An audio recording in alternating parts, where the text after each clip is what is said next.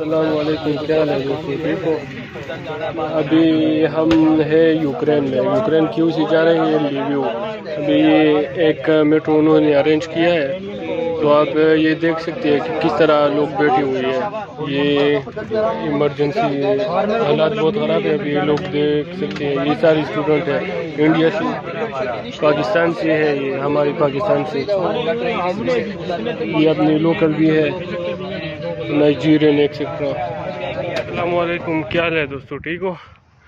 ये आप देख रही है सारी क्यों छोड़ रही है अपने अपने लोग भी, मतलब यूक्रेन के अपनी।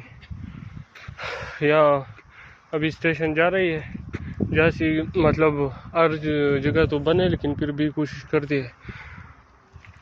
अब दो पैदल निकली है, बहुत थकी हुई है, अभी बात भी नहीं कर सकती अच्छी तरीके से।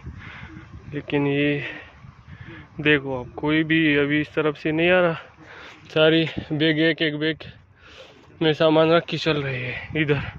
ये हमारी अपनी पाकिस्तानी है, अभी थक गई तो थोड़ा आराम करती है, फिर निकलती है। ओह।